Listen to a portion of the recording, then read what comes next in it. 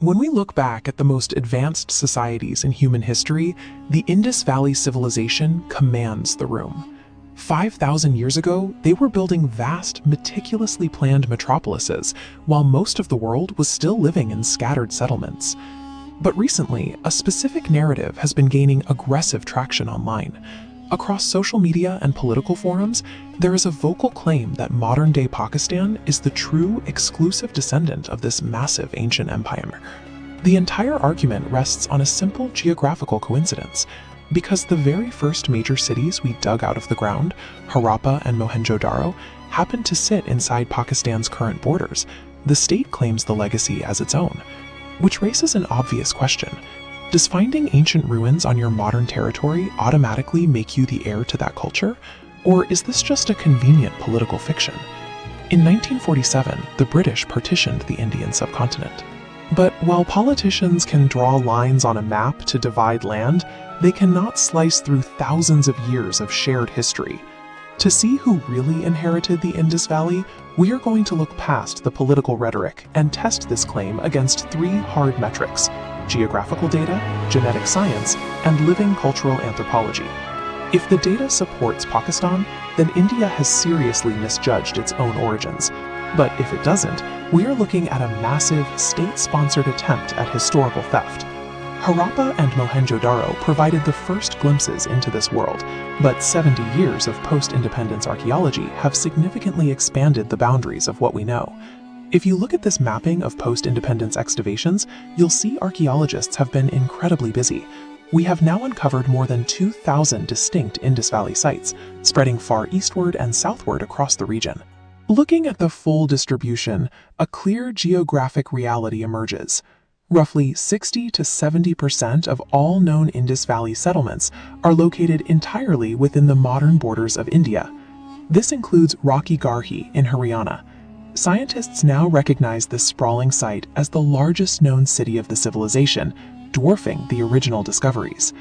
Moving down into Gujarat, we find Dholavira, with its highly engineered water conservation systems, and Lothal, the site of one of humanity's earliest known dockyards.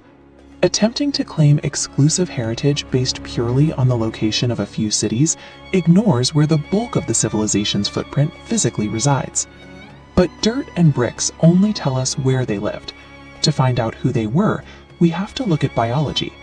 Recently, researchers successfully extracted DNA from the remains of individuals buried at Rakhigarhi 4.5 millennia ago. Top archaeologists in India partnered directly with geneticists at Harvard University to sequence these ancient genomes. The results were definitive. The ancient DNA from these Harappan skeletons is a remarkably close, direct match to the genetic profile of modern-day Indians.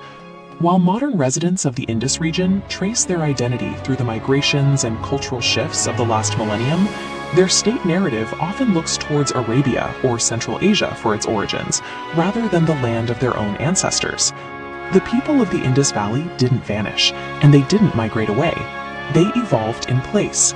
Biologically, they are walking around modern India today. Biological descent is only half of the equation. Heritage is sustained through daily habits and rituals that survive the passage of thousands of years. Look at the famous Pashupati seal excavated from the ruins. It depicts a central figure seated in a distinct meditative posture, a direct precursor to the way Lord Shiva is worshipped in Sanatan Dharma today. The cosmetic customs are practically identical. The specific styles of wearing stacked bangles, and even the application of vermilion found on ancient female figurines, are worn exactly the same way by millions of Indian women right now. Even their reverence for nature survives intact.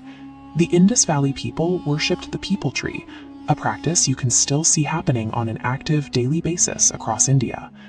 These foundational practices, from the physical postures of yoga to the traditional namaste greeting, are completely absent from Pakistan's current state narrative and core cultural identity. If you were to bring the famous priest king of Mohenjo-Daro back to life and place him in the modern country claiming his legacy, his religious idols and daily customs would be entirely foreign. The physical ruins may be scattered across both sides of a modern border, but India remains the living, breathing museum of Indus Valley culture. When you align the geographical density of the settlements, the hard genetic data, and the daily anthropological evidence, they all point in exactly the same direction. A political border hastily drawn on a piece of paper in 1947 is simply not capable of severing a 5,000-year-old chain of human civilization. The assertion that modern Pakistan is the sole exclusive heir to this ancient world is historically baseless and scientifically false. The Indus Valley is the absolute bedrock of the modern Indian subcontinent, forming the roots of a culture that never actually died out. True heritage doesn't belong to the people who happen to live near the abandoned ruins. It belongs to the people who still carry it in their blood and practice it in their homes. If you enjoyed uncovering the real history behind these ancient sites, hit the like button and subscribe to Aman Chouhan. Let me know down in the comments, which Indus Valley city should we explore next, Rakhigarhi or Dhalavia? Jai Hind and Vande Mataram.